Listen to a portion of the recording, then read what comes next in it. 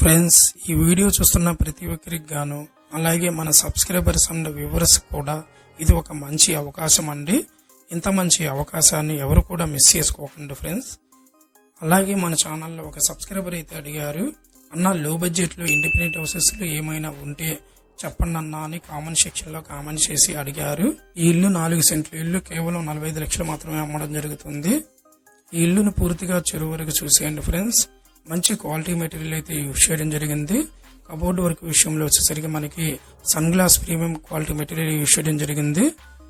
2 double bedrooms, living room లో కూడా TV volunteer design కానీ, అలాగే ఓపెన్ కిచెన్ కమ్ డైనింగ్ ఏరియాలో కూడా మనకి సన్ గ్లాస్ వర్కింగ్ చేయడం జరిగిందండి. అందుకే ఇల్లును పూర్తిగా చూసిన తర్వాత మాకు కాల్ చేయండి. ఎందుకంటే వీడియోను పూర్తిగా చూడకుండానే మాకు కాల్ చేస్తున్నారండి. అందుకే వీడియోలోనే అన్ని వివరాలను పూర్తిగా చెప్పడం జరుగుతుంది.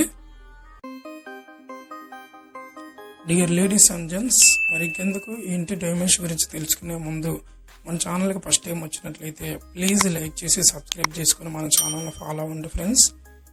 ఇలాంటి ప్రాపర్టీ సెర్చింగ్ లో ఉన్న మీ ఫ్యామిలీ ఆర్ ఫ్రెండ్స్ కి వీడియో షేర్ చేయండి, వారికి కూడా ఉపయోగపడుతుంది.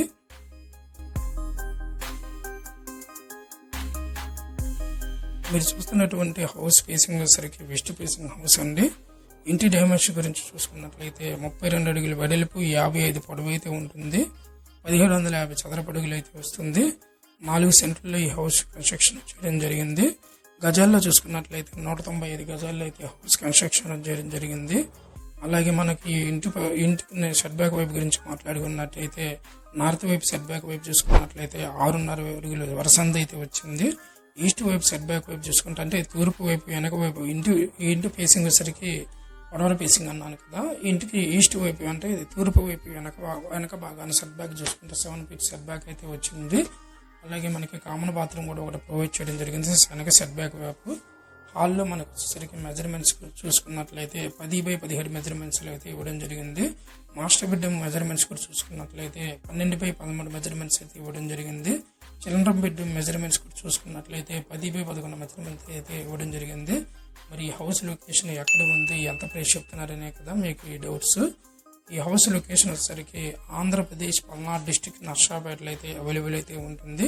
ప్రైస్ గురించి మాట్లాడుకున్నాం కదా, మనం 45 లక్షలు అయితే చెప్తున్నారు. ఓనర్కి అర్జెంట్ అయ్యి మనకి 45 లక్షలు అయితే చెప్తున్నారండి. నెగోషియబుల్ అయితే ఖచ్చితంగా ఉంటుంది.